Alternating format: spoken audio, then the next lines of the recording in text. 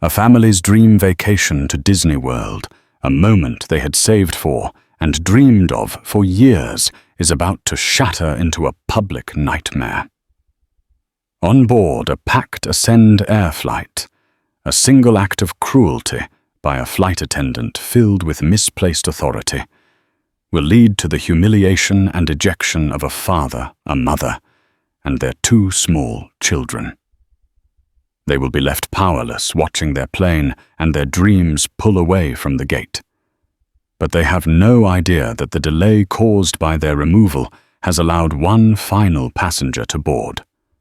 A man in a simple polo shirt, sitting quietly in Economy Plus, who holds the fate of the entire airline and the flight attendant in his hands. This isn't just a story about injustice. It's about what happens when karma decides to book a ticket on the very same flight. The air in the terminal at LaGuardia Airport buzzed with a unique energy, a symphony of rolling suitcases, muffled announcements, and the palpable excitement of imminent departure. For the Davidson family, this wasn't just noise. It was the soundtrack to the beginning of a long-awaited adventure. Dr. Marcus Davidson, a pediatrician whose gentle demeanor calmed his young patients, now tried to channel that same energy toward his own children. "Okay, team, what's the first thing we're doing when we get there?" he asked, crouching down to be at eye level with his 5-year-old son Leo, who was bouncing on the balls of his feet. "Space Mountain!" Leo shouted, his voice a high-pitched burst of pure joy. His older sister, 8-year-old Maya, ever the planner, shook her head with a wise smile. "No, Leo. First we have to check into the hotel, then Space Mountain." Elara Davidson, a freelance graphic designer, and the family's anchor laughed and pulled a stray curl away from Maya's face. "Your sister's right, sweetie, but we promise we will ride it until you're dizzy." The Davidsons were the picture of a happy, modern American family. They had worked hard, saved meticulously, and planned this trip to Disney World for over a year. It was more than a vacation. It was a celebration. A celebration of Marcus finishing his residency of Elara, landing a major client, and of their family making it through the tough, lean years. The tickets were booked, the hotel reservations confirmed, and 4 matching Mickey Mouse t-shirts were neatly folded in their carry-ons. Flight 800 to Orlando was their chariot to the Magic Kingdom. When their boarding group was called, a thrill went through them. Leo, clutching a new red airplane toy, practically vibrated with excitement. Marcus held his hand. Elara held Maya's, and together they walked down the jet bridge, stepping out of the familiar world of New York City and into the climate-controlled tube that would transport them to a world of fantasy. As they stepped onto the aircraft, they were greeted by the cabin crew. Most offered warm, if slightly tired, smiles. But one flight attendant standing near the front galley had a face that seemed chiseled from ice. Her name tag read Brenda. She had sharp, severe features and eyes that seemed to be constantly scanning for infractions. Her posture was ramrod straight, a sentinel guarding the sanctity of her aluminum domain. She gave the Davidsons a curt, dismissive nod as they passed. They found their seats in row 18, A, B, C, and D. An entire row to themselves, a small victory in the world of air travel. Marcus and Elara expertly managed the dance of settling in, stowing carry-ons in the overhead bin, buckling in the children, and distributing snacks and tablets. Leo, now in his window seat, pressed his face against the plexiglass, mesmerized by the ground crew moving like ants below. "Daddy, look, that man is driving a tiny car," he exclaimed. "That's a baggage cart, buddy," Marcus said, smiling. He felt a deep sense of contentment settle over him. Everything was perfect. The boarding process continued, and the cabin slowly filled. The low hum of the auxiliary power unit was a comforting drone. It was during these final minutes before pushback that the first tiny crack appeared in their perfect day. Leo, in his excitement, fumbled his tablet. It clattered onto the floor, the sound briefly cutting through the cabin's murmur. "Oopsie," Leo said, unbuckling his seatbelt to retrieve it. Before Marcus could even react, a sharp voice cut through the air. "Sir, that child needs to remain seated with his seatbelt fastened. We are preparing for departure." It was Brenda. She was standing in the aisle, her hands on her hips, her gaze fixed on Leo. Her tone wasn't helpful or concerned. It was accusatory. Marcus quickly leaned over. "My apologies. He just dropped his tablet. I'll get it. Leo, honey, stay put." He reached down his fingers, fumbling for the device under the seat. "The fasten seatbelt sign is illuminated." Brenda stated, her voice louder this time, drawing the attention of the passengers in the surrounding rows. "It is a federal aviation regulation that all passengers remain seated with their belts securely fastened when the sign is on." Marcus retrieved the tablet and handed it back to Leo, making sure his seatbelt was clicked securely in place. He looked up at Brenda, offering a polite conciliatory smile. "Got it. All buckled in and safe now. Sorry about that." Brenda did not return the smile. She just stared at him for a beat too long, a cold, appraising look in her eyes. "See that it stays that way," she said, before turning on her heel and marching back toward the front of the plane. Elara caught Marcus's eye, a flicker of unease in her expression. He gave a small shake of his head, a silent message. "Let it go. She's just having a bad day." They didn't know it yet, but Brenda Jenkins wasn't just having a bad day. She was a woman who felt her life had been a series of cosmic slights. Passed over for promotion to purser twice, dealing with a messy divorce and carrying a mountain of personal debt. Her job was the one place she had control. The uniform, the rulebook, the authority to command a captive audience of 200 people, it was the only power she had left. And on this particular day, she was determined to wield it. The dropped tablet wasn't an accident. In her eyes, it was the first sign of defiance. And Brenda did not tolerate defiance. The aircraft doors were sealed with a pneumatic hiss, shutting out the world and locking the passengers into Brenda's meticulously controlled environment. The captain's voice came over the intercom, a calm and reassuring baritone that was the complete opposite of Brenda's energy. He announced their flight time to Orlando and apologized for a slight ground delay. As the plane began its slow pushback from the gate, Elara handed Leo his kid-friendly headphones. "Here, sweetie. You can watch your cartoon now, but keep the volume low, okay?" Leo, like any 5-year-old, fumbled with the settings. For a brief moment, the cartoon's jaunty theme music blared out at full volume before Elara could quickly adjust it. It was loud for perhaps 3 seconds, a fleeting annoyance at most. But for Brenda, it was a siren. She materialized in the aisle almost instantly, her face a mask of indignation. "Ma'am, I need you to turn that device off. Now! All electronic devices must be in airplane mode, and the volume must not be audible to other passengers." Elara, startled, held up the tablet. "I'm so sorry, it was an accident. It's on airplane mode and I've already turned the volume down. He's using headphones." She demonstrated, showing that the sound was now contained. Brenda leaned in her voice, a low, menacing whisper that carried more threat than a shout. "I should not have to tell you twice. That device is a distraction during a critical phase of flight. It is a safety issue." Marcus intervened, his voice calm and steady. He knew how to handle difficult people. His job depended on it. "We understand completely. "It was a mistake and it won't happen again. We apologize for the disturbance." He was trying to de-escalate, to pour water on the fire. But Brenda saw his calm demeanor as condescension.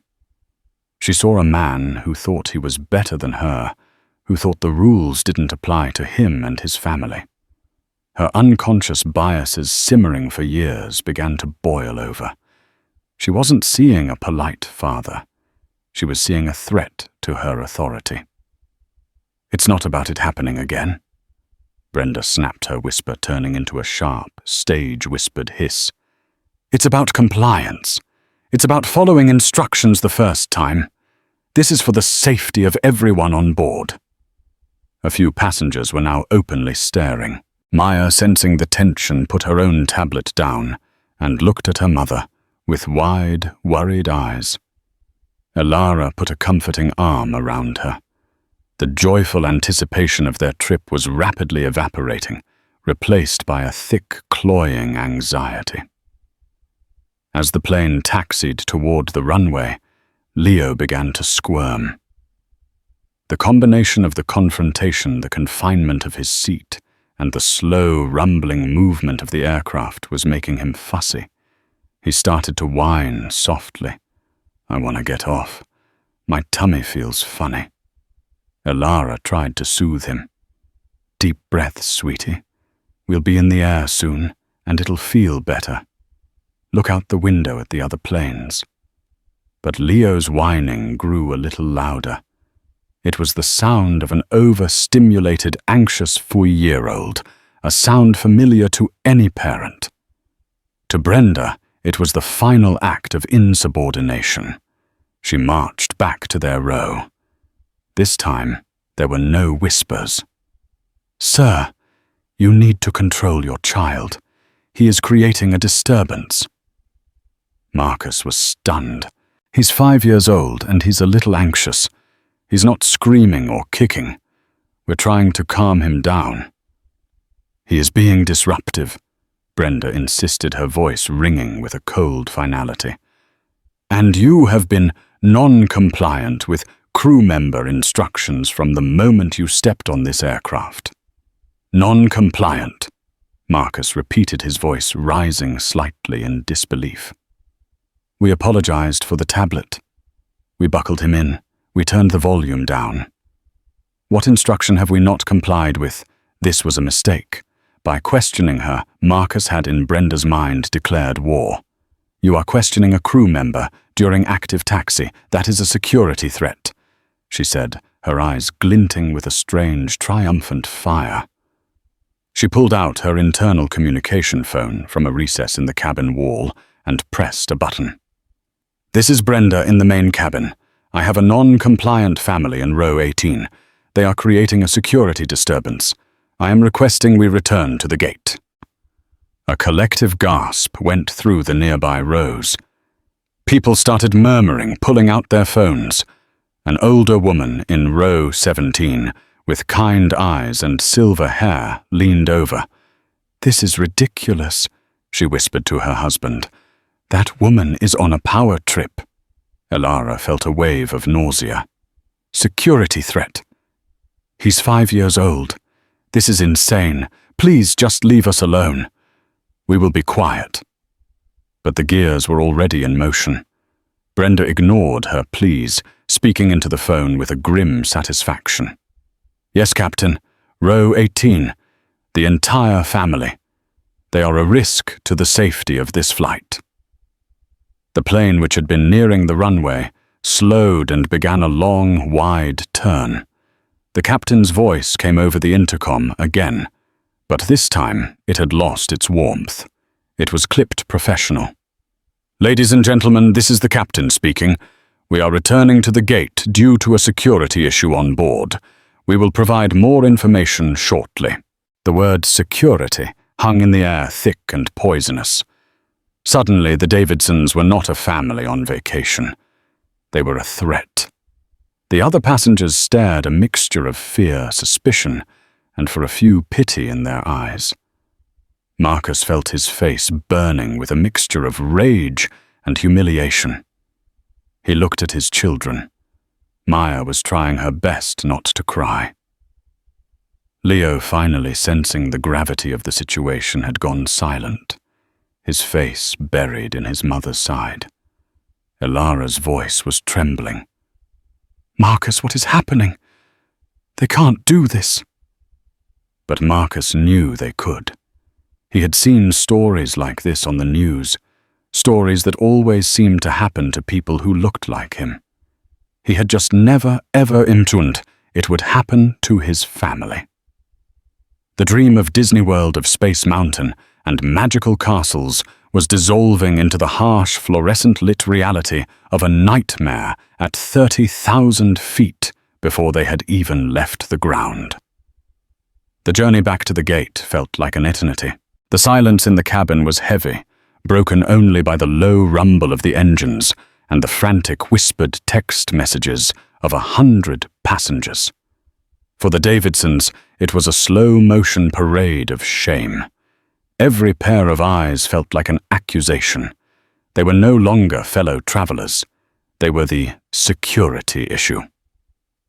As the jet bridge reconnected to the aircraft, with a solid thud, a gate agent and 2 airport security officers appeared at the open door.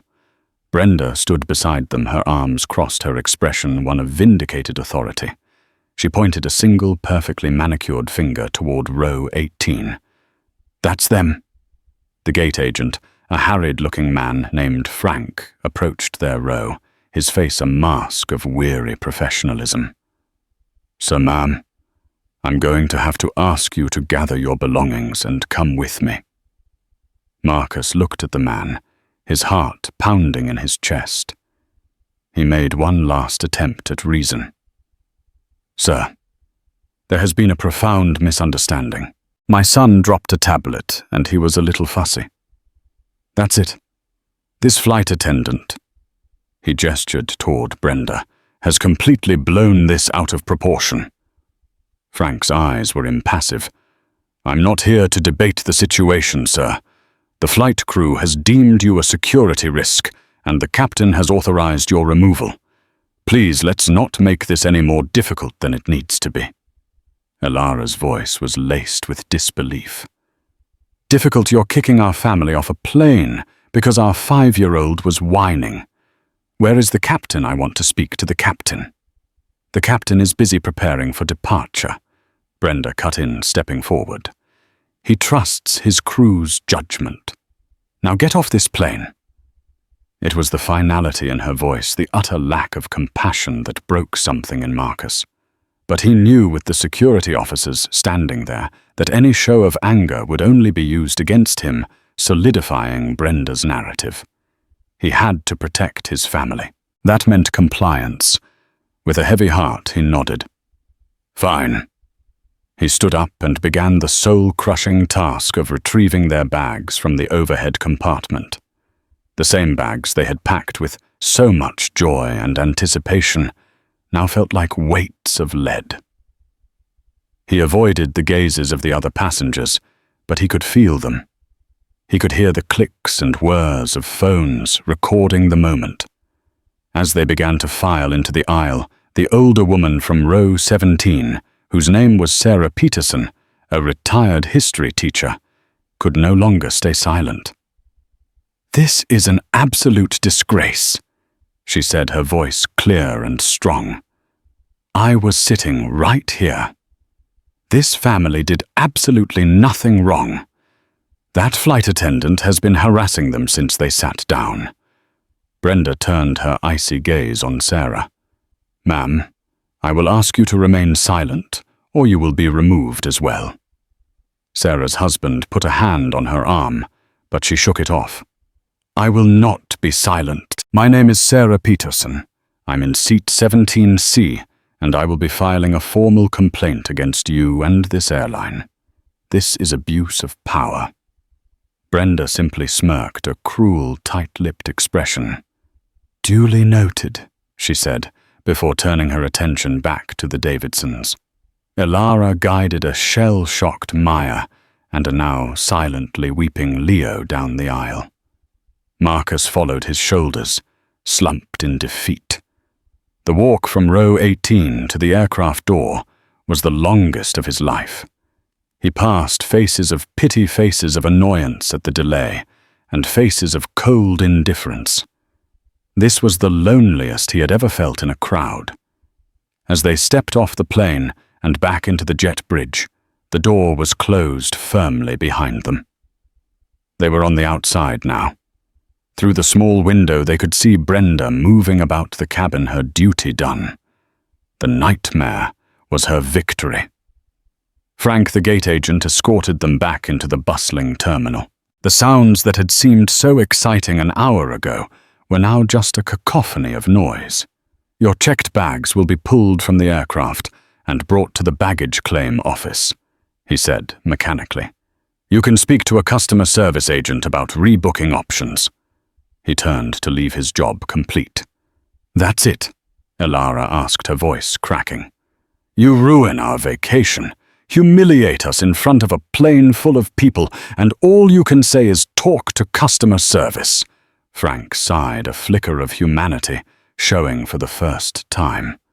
"Ma'am, listen. My hands are tied. The captain has final say, and he backs his crew. From our perspective, the report says you were non-compliant and a security risk. I'm sorry." He shrugged and walked away, disappearing into the crowd. The Davidson family stood alone, an island of misery in a sea of travelers. Leo had cried himself into exhausted hiccups in Elara's arms. Maya was clinging to Marcus's leg, her face a mixture of confusion and fear. Their dream was gone. They were stranded, branded, and utterly defeated. Marcus looked back at the window overlooking the tarmac. He saw their plane, Flight 815, finally begin to push back from the gate for the second time. It was leaving without them, taking their hopes with it on a direct path to the Magic Kingdom. They would not be visiting today. Onboard Flight 815.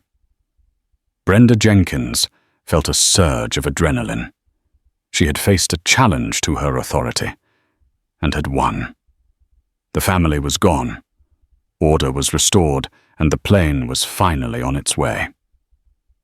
She moved through the cabin with a renewed sense of purpose, performing her safety checks with crisp, efficient movements. She ignored the lingering stares and whispers from passengers like Sarah Peterson. They didn't matter. The rules mattered. Safety mattered. Her authority mattered. The delay, however, had a cascading effect. Because they had returned to the gate, they had lost their takeoff slot and were now sitting on the tarmac, waiting for a new one from air traffic control. The captain's voice came over the intercom, announcing a further delay of at least 30 minutes. A collective groan went through the cabin. It was during this unforeseen wait that the jet bridge, which had been pulled away, suddenly began to move back toward the aircraft. Brenda frowned. This was highly irregular. A moment later, the main cabin door was opened once more, and Frank, the gate agent, reappeared. He was escorting one final passenger. The man was in his late 50s, dressed in a simple navy blue polo shirt, grey slacks, and comfortable-looking loafers. He had a weary but kind face, with salt and pepper hair and lines of stress around his eyes. He carried a worn leather briefcase and moved with a quiet urgency. "Sorry about this last-minute booking," Frank muttered to the flight attendant at the door. "He's in 12B. The man nodded his thanks and made his way down the aisle, trying to be as unobtrusive as possible. He found his seat, 12B, an aisle seat in the Economy Plus section. He stowed his briefcase under the seat in front of him, buckled his seatbelt, and pulled out his phone, immediately starting to type a rapid-fire series of texts. This man was Robert Hayes, and while his ticket simply listed him as R. Hayes, his full title was Robert Hayes, Chief Executive Officer of Ascend Air. He was not supposed to be on this flight. He was supposed to be in a board meeting in Chicago. But an hour ago he had received a frantic call. His daughter, a college student in Miami, had been in a car accident. She was being airlifted to a specialist trauma center in Orlando for emergency surgery. Every private jet was booked, and the next first-class seat to Orlando wasn't for another 3 hours. So his assistant had done the unthinkable. They had booked him the last available seat on the next plane, out Flight 815, Seat 12B.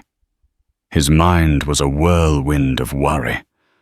All he cared about was getting to Orlando. The delay was agony. As he sat there, willing the plane to move, he couldn't help but overhear the conversations around him. The entire section was buzzing about the security incident. "I can't believe they kicked a whole family off," a man in row 11 said to his wife. "For what?" "Their kid was being a kid," she replied. Then he heard the clear, indignant voice of Sarah Peterson from a few rows behind him. She was speaking to the passenger next to her, recounting the entire incident in detail. The flight attendant, Brenda, was on a rampage. The father was a doctor. You could tell he was a gentleman. He was trying so hard to be polite, and she just kept escalating. It was a complete abuse of power. A black family, of course. "I just know it wouldn't have happened if they were white." Robert Hayes froze. His company's name was being associated with harassment and racism. He looked around the cabin. He saw Brenda looking smug. He saw other passengers nodding in agreement with Sarah Peterson. He saw the empty seats in row 18. 4 empty seats. A family. His personal emergency was suddenly eclipsed by a professional one. For years he had championed a people-first culture at Ascend Air. He had overseen diversity and inclusion initiatives, implemented de-escalation training, and personally written memos about the importance of empathy and customer service. To hear this story on one of his own planes made his blood run cold. He discreetly pulled out his company-issued tablet and, using the plane's Wi-Fi, accessed the flight's internal records. He found the captain's log. There was an entry: return to gate. Removal of passengers in 18A, 18B, 18C, 18D, due to non-compliance and security concerns, reported by cabin crew. It was vague corporate speak. He then accessed the cabin crew report filed by Brenda Jenkins just minutes ago. He read her version of events. It was a masterclass in self-serving justification. Words like aggressive, defiant, refused to comply, and creating a volatile situation were littered throughout the text. She described Dr. Marcus Davidson as having a threatening posture and accused the family of deliberately disrupting the safety briefing. It didn't add up. The calm, polite doctor described by the other passengers did not sound like the aggressive agitator in Brenda's report. 4 empty seats for a dropped tablet and a fussy child. It was a massive overreaction. Robert Hayes was a man who believed in data, but he also believed in his gut. And his gut told him something was terribly wrong on Flight 815. His daughter was waiting for him, but he realized that the family in row 18, stranded back in the terminal, was also his responsibility. His people-first policy wasn't just a slogan for a press release. It was a promise. And he was about to find out if his own company was capable of keeping it. He unbuckled his seatbelt. The sign was still on, but he didn't care. He stood up and made his way toward the front of the aircraft, his face set with a grim determination. The flight attendant at the front, a young woman named Chloe, looked up at him in surprise. "Sir, you need to return to your seat. I need to speak to the captain." Robert Hayes said, his voice quiet, but carrying an undeniable weight of authority. "Now." Chloe, the junior flight attendant, was taken aback. "The cockpit is sterile, sir. The captain is unavailable. Tell him Robert Hayes is here to see him. He'll understand." Chloe's eyes widened slightly at the name. It was familiar, but she couldn't place it. Still, the man's demeanor was so commanding that she hesitated to argue. She picked up the intercom. "Captain Miller, I have a passenger here, a Mr. Robert Hayes, who is insisting on speaking with you." There was a pause, then the cockpit door clicked open. Captain Miller, a veteran pilot with a calm, weathered face, peered out. He looked at the man in the polo shirt, and a wave of recognition, followed by sheer panic, washed over his face. He had seen that face 100 times in corporate newsletters, training videos, and at the annual shareholders' meeting. "Mr. Hayes." "Sir," he stammered. What are you doing here?" "I could ask you the same thing." "Captain," Robert said, his voice low and serious. "Specifically, what are you doing sitting on the tarmac after kicking a family with 2 small children off your airplane?" Captain Miller paled. He quickly ushered Robert into the small space of the cockpit, closing the door behind them. The first officer stared, utterly bewildered. "Sir, I had a report from my lead flight attendant." The captain began, his professional composure strained. "A security issue, non-compliance, aggressive behavior. I have to trust my crew." "Do you?" Robert asked, his gaze unwavering. "Or do you have to verify, did you speak to the passengers? Did you leave this cockpit to assess the situation yourself?" The captain's silence was his answer. "My lead, Brenda Jenkins, has been with the airline for 15 years. I had no reason to doubt her assessment." 15 years, Robert repeated thoughtfully. "Long enough to know policy and long enough to learn how to manipulate it. I've read her report, Captain, and I've listened to the passengers in the cabin. The 2 stories don't match, not even close. One is a story about a dangerous family. The other is a story about a power-hungry employee harassing a family who might have been a little flustered." He gestured out the cockpit window toward the terminal. "Somewhere back in that building is a doctor, his wife, and their 2 kids, whose vacation has just been ruined. Their reputation has been smeared in front of 200 people, and they've been branded a security threat by an airline I run. My airline. An airline that is supposed to stand for service and respect. So I'm going to ask you again, Captain. What happened on your plane?" Captain Miller felt the full weight of the situation crashing down on him. The CEO was on his flight in economy and had witnessed the ugly aftermath of a decision he had rubber-stamped. He had trusted his crew followed procedure, and in doing so had potentially allowed a gross injustice and created a PR catastrophe for the company. "Sir, he began, but his voice trailed off. Robert didn't wait for an excuse. He turned to the bewildered first officer. "Get me flight attendant Chloe in here." A moment later, Chloe slipped into the cockpit, her face pale with nervousness. "Chloe," Robert said, his tone softening slightly, "I'm not asking you to contradict your superior. I'm asking you to tell me the truth. I've read Brenda's report. Now tell me what you saw." Chloe wrung her hands. She was young, barely a year with the airline. Brenda terrified her. But the man in front of her was the CEO. His authority trumped Brenda's 1,000 times over. She took a deep breath. It wasn't like the report said," she stammered. "The family. They were nice. The little boy dropped his iPad, and Brenda was very harsh with them. Then the volume was loud for just a second. The father, Dr. Davidson, he kept apologizing. He was very calm. But everything he did, Brenda seemed to take it as a challenge. The little boy started to cry, and that's when Brenda said they were a security risk and called the cockpit." "Did you at any point feel threatened?" Robert asked. "Did you feel the safety of the flight was compromised by this family?" Chloe shook her head emphatically. No, sir. Not at all. I felt bad for them. That was all Robert Hayes needed to hear. The testimony of an unbiased crew member confirmed what the passengers were saying and what his gut had told him. Brenda Jenkins hadn't been enforcing safety protocols.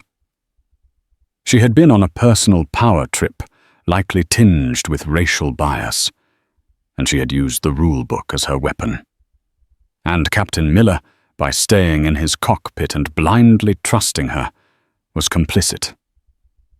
Robert looked at the captain, his eyes hard as steel. You have allowed your lead flight attendant to use this aircraft and your authority to humiliate a paying customer and his family. You have delayed this flight, inconvenienced every other passenger, and damaged the reputation of this airline. And you've done it all without even bothering to get out of your chair to see what was actually going on.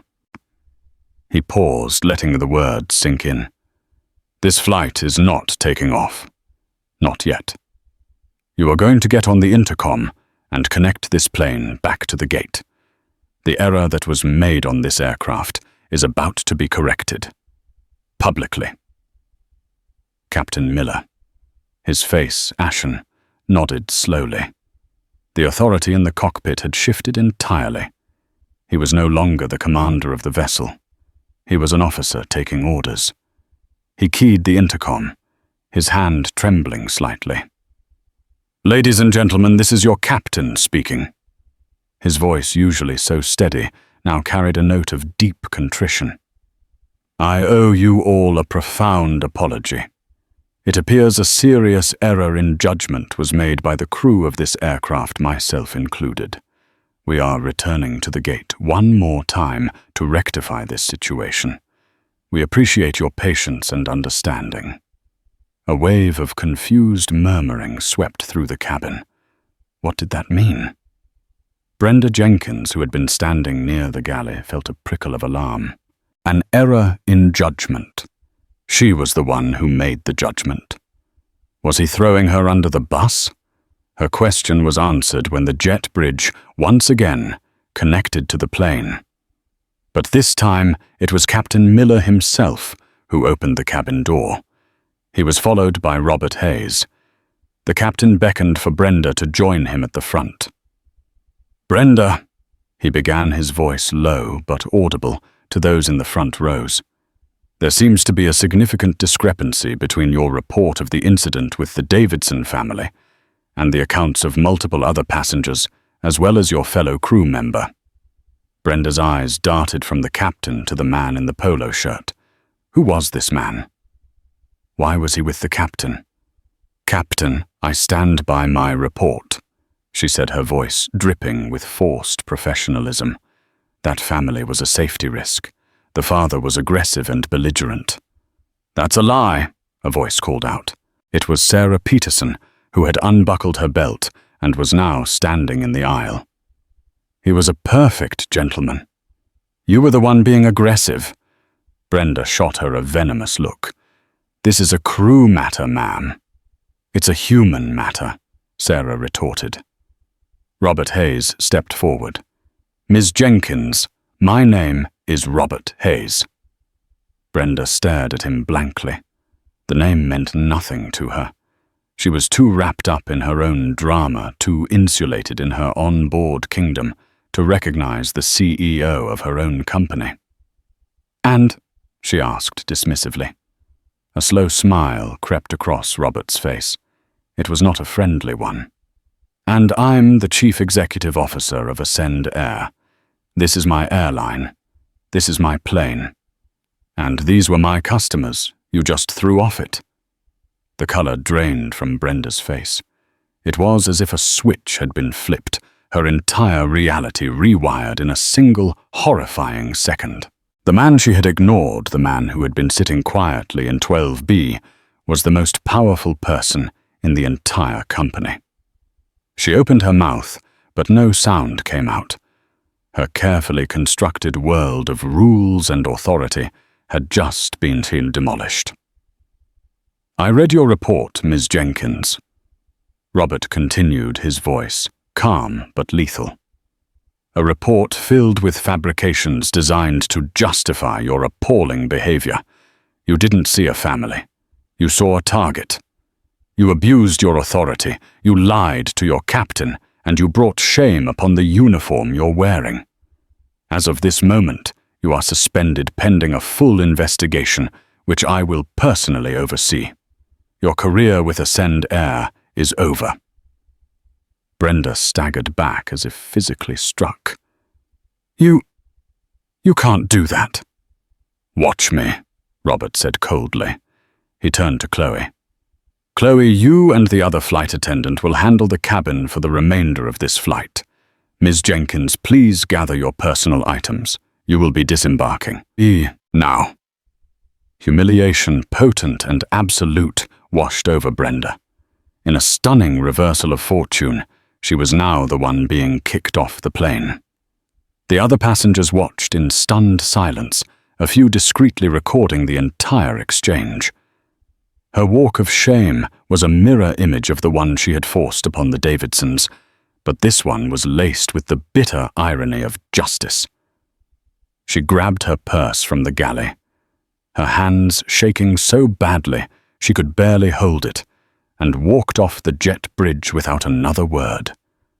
A ghost in a uniform she no longer had the right to wear.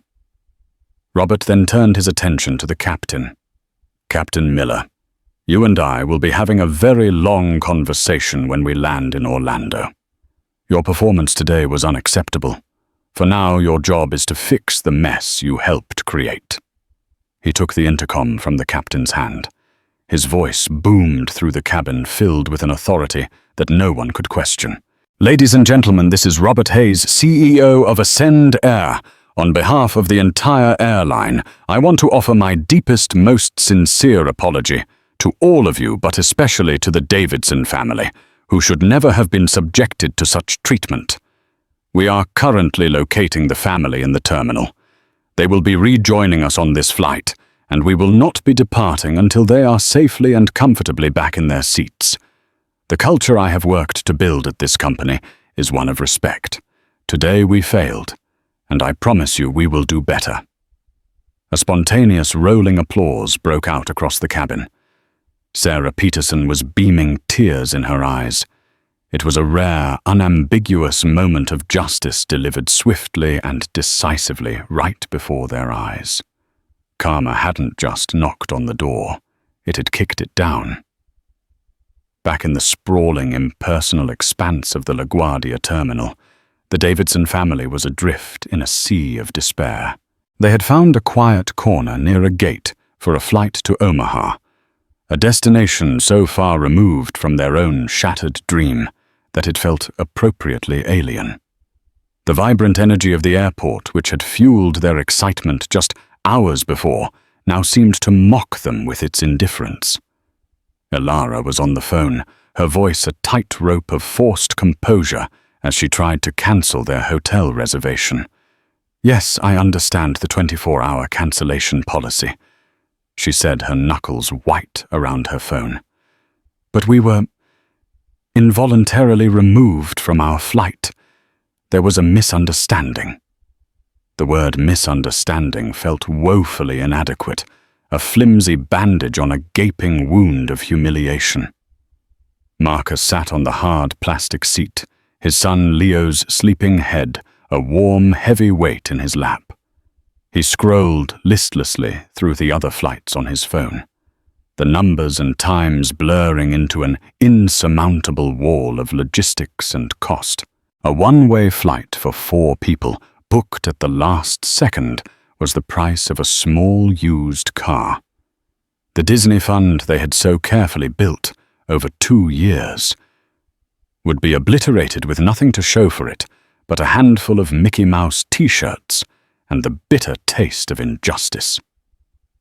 He looked at Maya, who was sitting beside him, her nose buried in a book. She wasn't really reading. Her eyes were fixed on a single paragraph, her mind clearly elsewhere. He knew his daughter.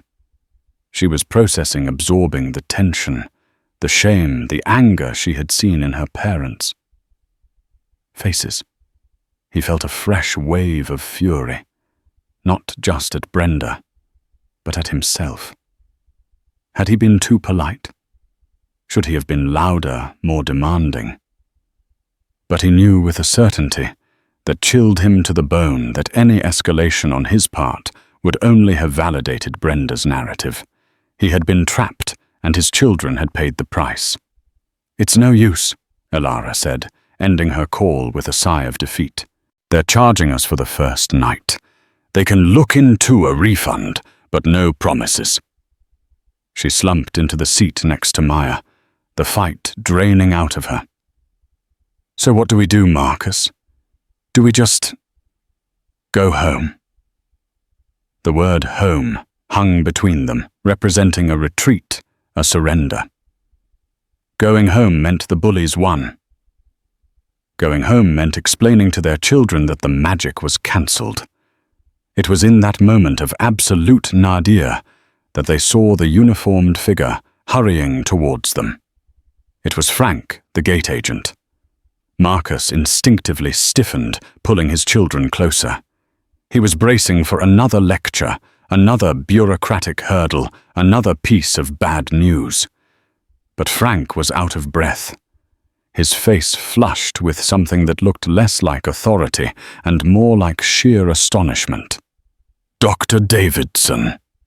Mrs. Davidson," he panted, leaning on a nearby trash can to catch his breath. "Thank God I found you. You have to come with me. Right now." Marcus eyed him with suspicion.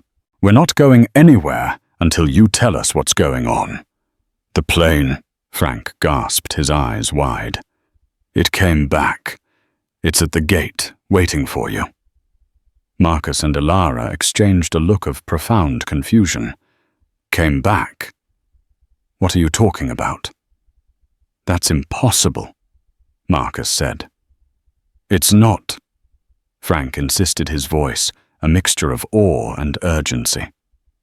"The CEO of the airline, the actual CEO, Robert Hayes, he was on your flight, in an economy seat. He heard what happened. He investigated it right there on the plane, and he fired the flight attendant. On the spot, the captain announced it to the whole plane. They are holding the flight for you. He sent me to find you and personally escort you back." The story was so outlandish, so utterly improbable, that for a moment Marcus thought he was hallucinating from stress. The CEO. On their flight, it sounded like the plot of a feel-good movie, not something that happened in the grim reality of modern air travel. Yet the sincerity in Frank's face was undeniable. A fragile, tentative hope began to dawn in Elara's eyes. "Are you serious?" she whispered. "I have never been more serious in my 10 years working for this airline," Frank said, straightening up. "Please, let's go." As if in a dream, they gathered their things. Leo stirred awake, rubbing his eyes, blissfully unaware of the dramatic reversal of his family's fortunes. They followed Frank through the bustling terminal, a small, bewildered procession, moving against the current of travelers. As they approached their original gate, they could feel a change in the atmosphere. The usual bored, anonymous crowd was buzzing, whispering, and pointing not at them, but toward the jet bridge. When they stepped onto that familiar carpeted ramp, the aircraft door was wide open, light spilling out into the tunnel. And as they crossed the threshold back into the plane that had ejected them, a sound started. It began with a single passenger in the front row, who saw them and began to clap. Then the woman behind him, Sarah Peterson, stood up with a beaming smile and joined in. Within seconds, the entire cabin was filled with a roaring, rolling wave of applause. It was an ovation, not of celebrity, but of solidarity. It was the sound of a community of strangers, collectively apologizing, offering their support, and celebrating the righting of a terrible wrong. Elara's composure finally broke. Tears streamed down her face, but they were not tears of shame or anger. They were tears of overwhelming, cathartic relief. Marcus put his arm around her, his own eyes misty as he nodded his thanks to the sea of smiling faces. It was the most profound and moving moment of his life. Waiting for them at the front of the cabin stood Robert Hayes and a deeply humbled Captain Miller. The CEO stepped forward, his expression one of deep personal remorse. "Dr. and Mrs. Davidson," he began, his voice resonating with sincerity. He didn't offer a handshake at first. He simply stood before them, making himself accountable. "My name is Robert Hayes, and I cannot possibly find the words to apologize enough for what you and your beautiful family were put through today. What happened was not a misunderstanding. It was a failure of our systems, a failure of our crew, and ultimately a failure of my leadership to ensure that every single person who steps onto an Ascend airplane is treated with dignity and respect. We failed you, and I am profoundly sorry." He then knelt slightly to be on eye level with the children. "Maya Leo," he said gently, "some grown-ups made a very big mistake today, and we made you feel scared and sad. That was our fault, not yours. And we're going to do everything we can to make it right." He then stood and looked at Marcus. "I was on this flight for my own family emergency. My daughter is in a hospital in Orlando. So believe me when I say I understand that when it comes to your children, there is no room for error." He finally extended his hand. "Please allow us to welcome you back." Marcus shook it, feeling the genuine strength and regret in the man's grip. "Thank you," he said, his voice thick with emotion. "Just thank you." Captain Miller stepped forward next to his pilot's hat in his hands. "So, ma'am," he said, his gaze firm and direct, "my apology is just as deep.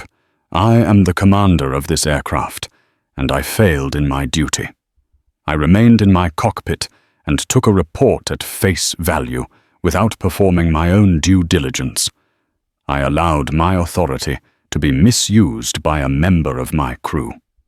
I put you and your family in an inexcusable position. I will be undergoing a full review of my conduct, as I should. I hope you can accept my apology." Elara, seeing the genuine contrition in his eyes, simply nodded. "We have cleared the first row in first class for you," Robert said, gesturing toward the front. "Please let us make the rest of your journey to Orlando as comfortable as you deserve." As the family settled into the plush, spacious leather seats, a world away from row 18, Chloe, the junior flight attendant, approached them tentatively. She brought 4 glasses of orange juice on a tray and offered them with a trembling hand. "I am so sorry," she whispered to Elara, her own eyes welling up. "I saw what was happening. I was afraid to say anything. I should have been braver." Elara reached out and took her hand. "You were brave when it counted the most," she said kindly. "Thank you." The flight to Orlando was surreal. The engines hummed a peaceful tune. The clouds outside were a soft, endless landscape. Chloe and the other attendant doted on the children, bringing them special ice cream sundaes from the premium cabin and a set of plastic pilot wings personally signed by Captain Miller. Marcus and Elara spoke in low tones, trying to process the emotional whiplash of the day.